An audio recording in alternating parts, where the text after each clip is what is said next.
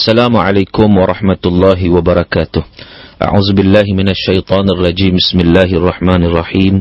Alhamdulillahi rabbil alamin wal 'aqibatu lil muttaqin wala 'udwana illa 'alal zalimin. Asyhadu an la ilaha illallah wahdahu la syarikalah wa asyhadu anna Muhammadan 'abduhu wa rasuluh. Addal amanah wa ballaghar risalah wa nasahal ummah wa jahada fillahi haqqa jihadih wa tarakana 'alal mahajjatil bayda lailuha kanahariha la yazighu 'anha illa halik wa nusalli wa nusallim 'ala nabiyil amin wa 'ala alihi wa sahbihi ajma'in. Subhanaka la 'ilma lana illa ma 'allamtana innaka antal alimul hakim. Rabbi shrah li sadri wa yassir li amri wahlul 'uqdatam min lisani yafqahu qawli. Allahumma akhrijna min zulumatil wahmi wa akrimna bi nuril fahmi waftah alaina bi ma'rifatil ilmi wa sahil akhlaqana bil hilmi waj'alna mimman yastami'una al-qaul fayattabi'una ahsana. Amma ba'd. Saudara muslimin dan muslimat yang dirahmati Allah Ta'ala sekalian, alhamdulillah, sama-sama kita panjatkan kesyukuran kita kepada Allah Subhanahu wa Ta'ala kerana sekali lagi kita dapat bersama-sama di ruang udara IKIM FM untuk kita meneruskan perbincangan kita, saudara, yang mana insya-Allah kita nak sambung perbincangan kita di ruang tafsir Al-Quran ini, yang mana kita sampai kepada ayat yang kelima surah Yusuf, yang mana firman Allah Subhanahu wa Ta'ala, a'udzubillahi minasyaitonir rajim, bismillahirrahmanirrahim. Qala ya bunayya la taqsus ru'yaka 'ala ikhwatik fayakidu laka kaida innash syaitana lil insani 'aduwwun mubin. Shadaqallahul azim. Maksudnya, saudara, bapa berkata, yakni Nabi Yaqub AS berkata kepada Yusuf AS, wahai anakku, janganlah engkau ceritakan mimpimu kepada saudara-saudaramu, kerana aku khawatir mereka akan menjalankan sesuatu rancangan jahat terhadapmu. Sesungguhnya syaitan adalah musuh yang nyata bagi manusia. Saudara, ini ayat 5 ini sambungan daripada ayat yang keempat yang kita telah bincangkan sebelum ini, bagaimana Nabi Yusuf AS telah menceritakan kepada bapaknya, kepada Nabi Yaqub, tentang mimpinya.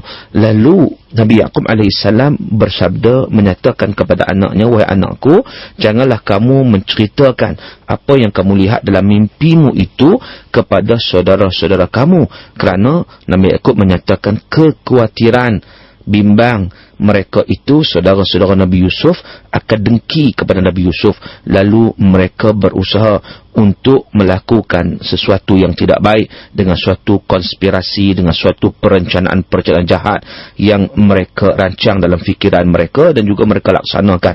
Maka dengan sebab itu juga Nabi Yaqub AS menerangkan punca apabila berlaku seumpama itu, kerana kadang-kadang itu sebagaimana pengaruh daripada syaitan juga akan masuk menguasai manusia itu, kerana syaitan itu musuh bagi Nabi Adam dan juga seluruh anak cucunya. Jadi ketika mana dinyatakan sesuatu daripada mimpi itu, berkemungkinan pada ketika itu ianya akan membuahkan usaha-usaha dilakukan oleh kedengkian-kedengkian yang ada pada ikhwah Yusuf, saudara Yusuf itu, menyebabkan mereka akan melakukan sesuatu yang tidak diingini kepada Nabi Yusuf AS.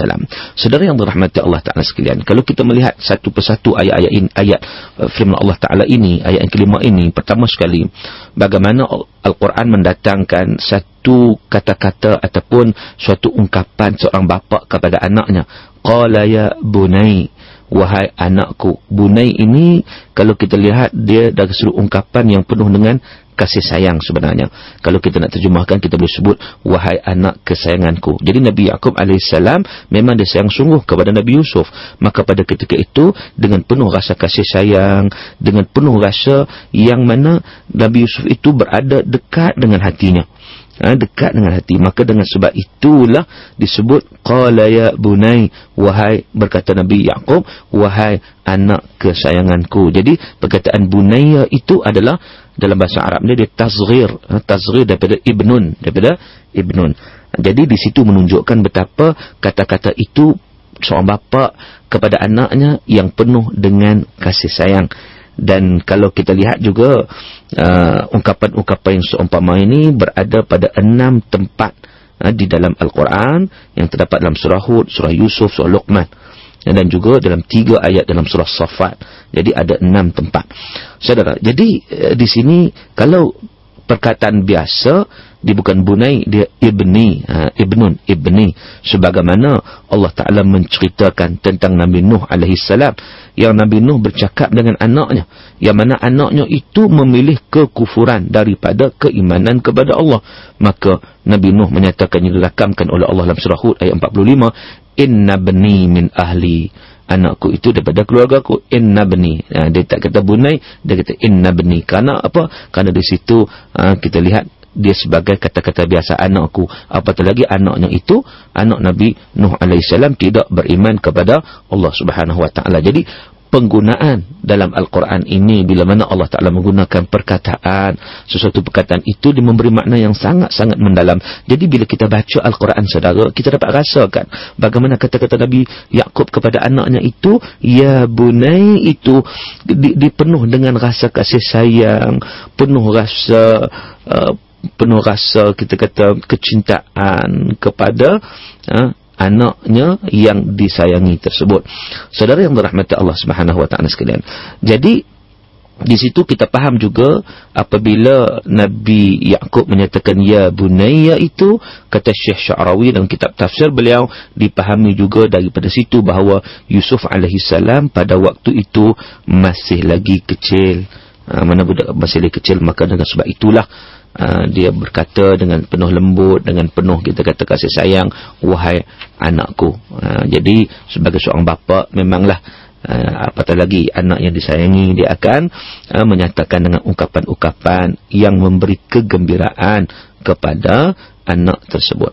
Lalu apa yang disebut oleh bapa ini ataupun Nabi Yaqub ini kepada Nabi Yusuf alaihi salam, iaitu dia kata, qala ya bunai la taqsus ru'yaka ala ikhwatik, jangan cerita ru'yaka ini merujuk kepada mimpi engkau itu kepada saudara-saudara kamu. Jadi ru'ya ni, perkataan ru'ya itu saudara bermaksud mimpi, iaitu mimpi dalam tidur. Kerana apa yang nampak oleh Nabi Yusuf alaihissalam itu memang dalam mimpi. Dia nampak matahari, nampak bulan, nampak bintang, yang mana kalau hakikat sebenarnya mana ada bintang, bulan ataupun kita sebut sebagai matahari sujud pada seseorang, maka ia tak berlaku. Ini berlaku dalam keadaan mimpi, maka disebut sebagai ru'ya. Kalau penglihatan yang hakiki, yang sebenar, disebut sebagai ru'yah. Ru'yah dengan ada tak marbutah di belakangnya, itu merujuk kepada melihat secara sedar, secara jaga. Tetapi bila mana disebut tentang ru'ya dengan tidak ada tak marbutah di belakangnya itu, maka itu merujuk kepada maksudnya adalah mimpi yang dialami oleh Nabi Yusuf alaihissalam. Jadi di sini Nabi Yaqub alaihissalam menyatakan kepada anaknya supaya tidak menceritakan mimpi tersebut kepada saudara-saudaranya. Kerana apa? Kerana sebagai seorang bapa, Nabi Yaqub alaihissalam, dia hendak memastikan keamanan ataupun keselamatan anaknya Yusuf. Dan dia nampak bahawa saudara-saudara kepada Yusuf itu mereka yang kita sebut sebagai kurang boleh diharap. Kerana sekiranya Yusuf menceritakan kepada mereka, maka sudah tentulah mereka akan bertambah-tambah dengki kepada Yusuf. Sedangkan sebelum ini pun ada juga kedengkian, maka apatah lagi dengan cerita tersebut. Jadi di sini menunjukkan bahawa apabila perkara tersebut berlaku, sudah tentu akan Nabi Yusuf tidak akan aman ataupun keselamatannya akan tergugat. Saudara yang dirahmati Allah Subhanahu wa taala sekalian.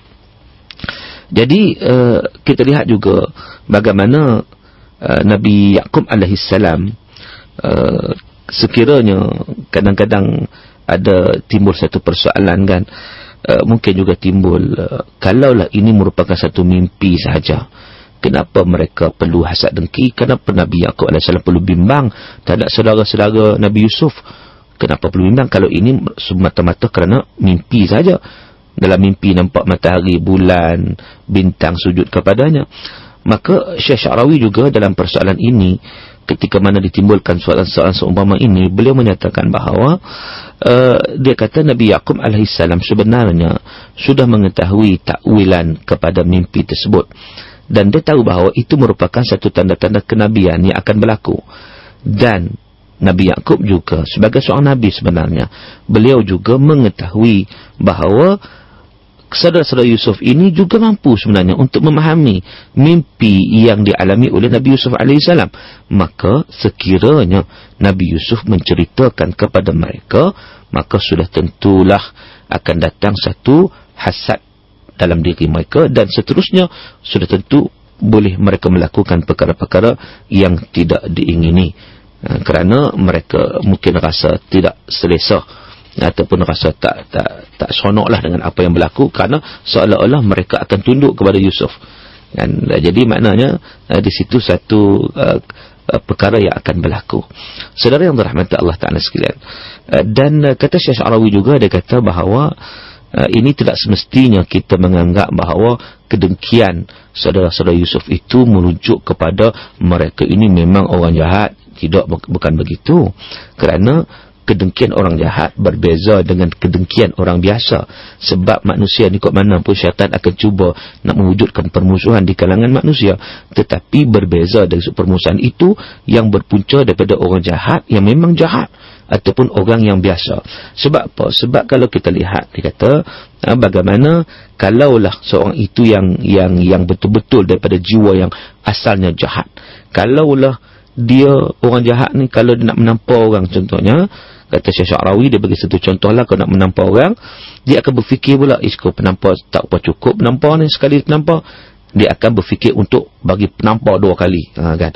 Padahal dia akan fikir pula, tak cukup 2 kali ni, mungkin senang-senang ambil pistol tembak teruslah. Jadi maknanya dia akan pergi setahap-tahap kepada yang lebih berat. Itu golongan yang memang dalam hati dia ada keburukan. Tetapi dalam orang yang biasa, yang masih ada kebaikan dalam hati dia, mula-mula mungkin dia berfikir nak menghapuskan terus seseorang itu untuk nak tembak. Tapi akhirnya dia fikir, kesian pula nak tembak. Mana dia tak jadi tembak, dia akan buat yang lebih ringan daripada itu. Itu yang berlaku kepada saudara-saudara Yusuf alaihissalam. Mereka berfikir, yang pertama sekali, mereka berfikir memang nak melakukan sesuatu yang berat terhadap Yusuf. Uqtulu Yusuf, bunuhlah Yusuf. Itu perkara yang paling pertama. Tetapi lepas pada tu turun ke sedikit keinginan mereka itu daripada nak bunuh tu kepada yang lebih ringan. Awitrahuhu, maknanya lemparkan, buang dia, kan. Lepas pada tu fikir lagi, kalau nak buang pun buang kat mana? Buanglah wa alquhu fi ghayabatil jub, tempat-tempat yang yaltaqithu ba'd as-sayyarah, maknanya tempat yang boleh dilalui oleh manusia, boleh ambil dia ataupun boleh ditemui oleh orang lain. Jadi di sini menunjukkan bahawa kejahatan itu bermula daripada yang berat, makin sikit. Di sini menunjukkan bahawa dalam hati mereka itu juga ada kebaikan. Maka dengan sebab itulah mereka tidak sanggup untuk melakukan sesuatu yang semakin teruk. Kalaulah orang yang jiwanya berat, maka pada ketika itu dia akan memilih sesuatu yang semakin teruk dan semakin teruk. Baik, saudara yang dirahmati Allah Subhanahu wa taala sekalian. Jadi kita lihat bagaimana apabila Yusuf alaihissalam menceritakan mimpinya kepada Nabi Yaqub alaihissalam, maka Nabi Yaqub mengetahui bahawa ini merupakan satu petanda bahawa Allah Subhanahu wa taala nak mengangkat Nabi Yusuf untuk mewarisi kenabian sebenarnya. Maka dengan sebab itu situasi Nabi Yaqub sebenarnya dalam hal ini, dia ada 2 keadaan. Perbincangan para ulama tafsir dalam hal ini, dia kata bahawa Nabi Yaqub alaihissalam dia baina farahin wa khaufin. Bila mana Nabi Yusuf alaihissalam menceritakan tentang mimpinya itu, maka Nabi Yaqub ada 2 perasaan, gembira dan juga takut. Ada 2 perasaan. Sebab apa gembira, sebab takut? Baik, kita tengok dulu sebab apa gembira. Gembira ini kerana Nabi Yaqub mengetahui ini satu kurnian Allah Subhanahu wa taala kepada anaknya Yusuf alaihissalam. Kerana dengan mimpi ini, sebagaimana kita sebut sebelum ini, mimpi-mimpi ini menunjukkan permulaan kepada wahyu ataupun ini tanda-tanda kenabian.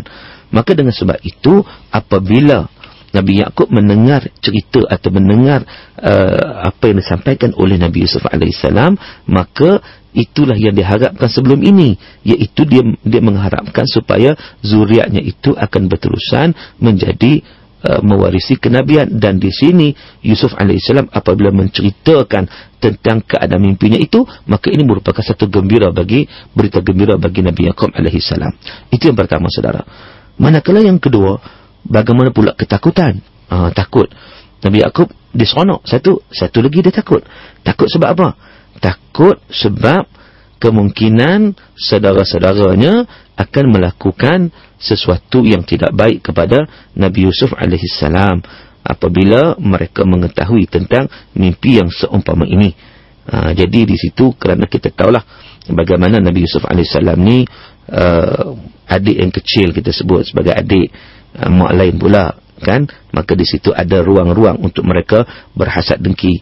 Ada sudah tentulah dari sudut psikologi pun seorang abang dia tidak suka adik kecilnya lebih baik daripadanya. Abang dia rasa dia lebih baik, dia tak nak mana orang lebih daripada dia, seolah macam tu. Berbeza dengan seorang bapa yang dia bergembira kalaulah anaknya lebih baik kedudukan daripada dirinya sendiri. Itu bapa ni kalau dia nak macam tu.